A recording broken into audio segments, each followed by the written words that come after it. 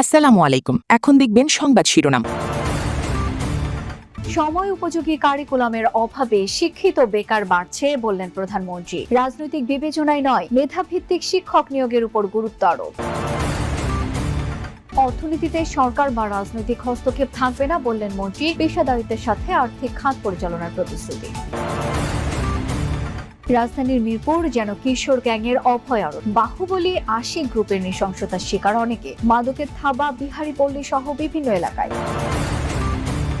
মধ্যস্বত্বভোগী এবং চাঁদাবাজদের কারণে নিত্যপণ্যের বাজারে অস্থিরতা। মন্তব্য জামায়াত আমিরের। দাম নিয়ন্ত্রণে সরকারকে উদ্যোগী হবার আহ্বান। এতক্ষণ দেখছিলেন সংবাদ শিরোনাম, এবারে দেখবেন বিস্তারিত। বিশ্ববিদ্যালয়ে রাজনৈতিক ও পক্ষপাতিত্ব বিবেচনায় নয়, মেধার ভিত্তিতে শিক্ষক নিয়োগের উপর গুরুত্ব দিয়েছেন প্রধানমন্ত্রী তারেক রহমান। বলেন, এতদিন রাজনৈতিক আর পক্ষপাতিত্বে শিক্ষক নিয়োগ হতো বিশ্ববিদ্যালয়গুলোতে। ঢাকা বিশ্ববিদ্যালয়ে শিক্ষার্থীদের সাথে মতবিনিময়ে একথা বলেন তিনি। আরেক কর্মশালায় তিনি বলেন, একাডেমিক শিক্ষার পাশাপাশি কারিকুলামে মনোযোগ দেয়া হয় না বলে বিশ্ববিদ্যালয়গুলো থেকে লাখ লাখ শিক্ষার্থী বের হয়েও বেশিরভাগই বেকার থাকে। তিনি জানান, মেধা পাচার রোধ ও মেধা লালন করে ভবিষ্যতে চ্যালেঞ্জ মোকাবেলা করতে চায় সরকার।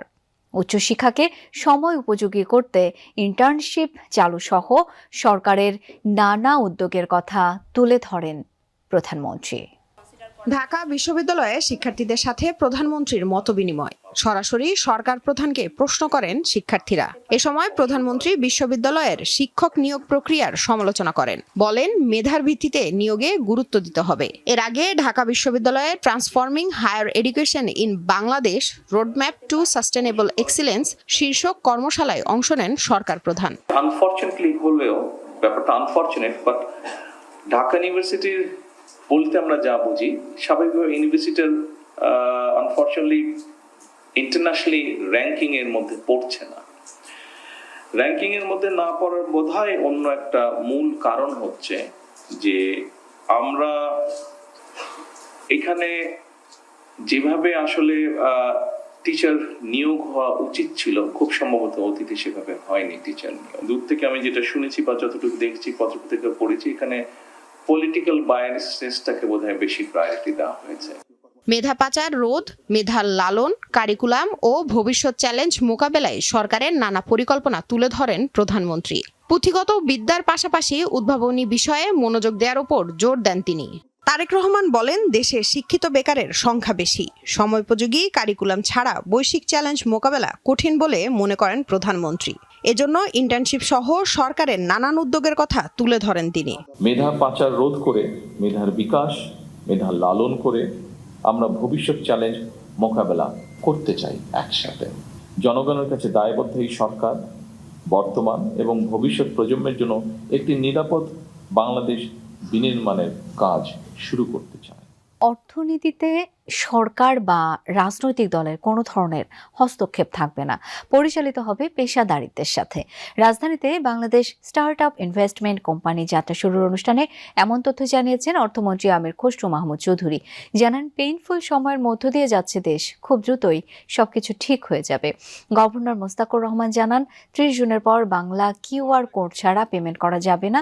তার আশা, নতুন প্রজন্মের অর্থায়নে সফল হবে স্টার্ট আপ কোম্পানি। গ্রামীণ অর্থনীতিতে ভূমিকা রাখতে পারে এমন প্রকল্প বাছাইয়ের আহ্বান জানান তিনি। কোম্পানি চেয়ারম্যান মাসরুর আরিফিন বলেন, অর্থায়নের ব্যবস্থা না থাকায় প্রতি বছর প্রচুর মেধা পাচার হয়ে যাচ্ছে। উদ্যোক্তারা যাতে দেশে বসেই কিছু করতে পারে সেই চেষ্টা করবে এই কোম্পানি। গুরুত্ব দেওয়া হবে প্রযুক্তি নির্ভর এসএমই অর্থায়নে। 39টি বাণিজ্যিক ব্যাংকের পরিচালনায় যাত্রা শুরু করল ভেঞ্চার ক্যাপিটাল প্ল্যাটফর্ম।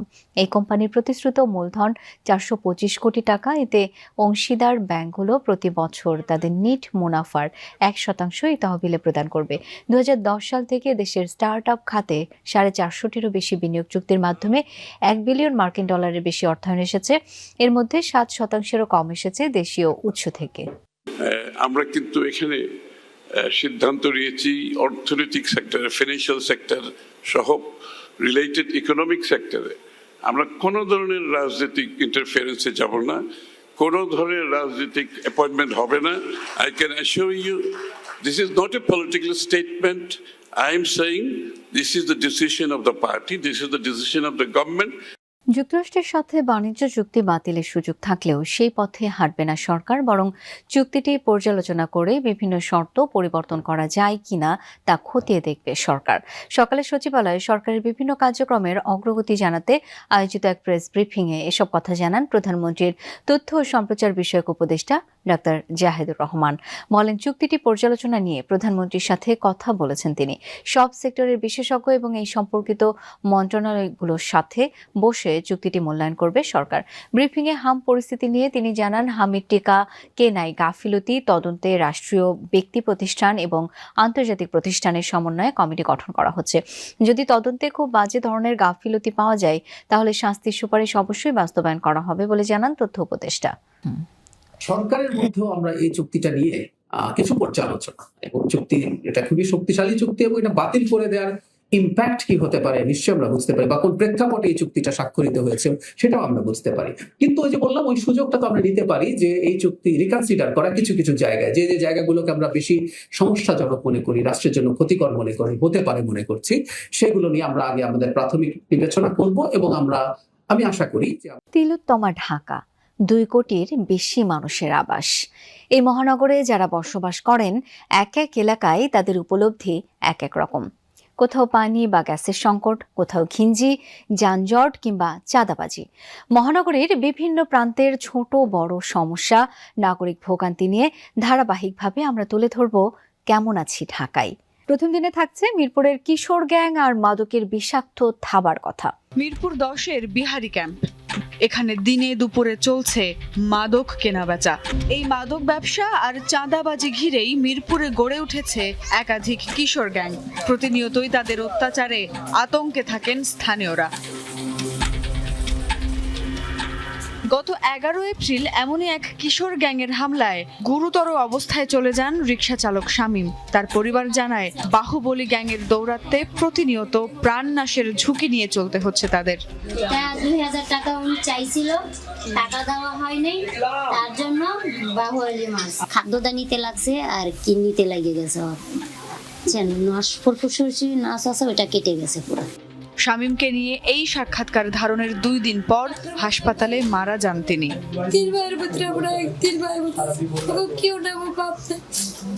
শুধু শামীম নন, বাহুবলীর আতঙ্কে তটস্থ থাকেন এলাকার প্রায় সব মানুষ। এই বাহুবলী এখন জেলে, তবে থেমে নেই তার গ্যাংদের সন্ত্রাসী কর্মকাণ্ড। এখানে ছুরি ঢুকাই দিছে, আবার দ্বিতীয়বার এই ছেলে 3 বার আঘাত করলো। আর 3 দিন আগে বড় রান্দাও নিয়ে 6টার দিকে নিয়ে আইছিল।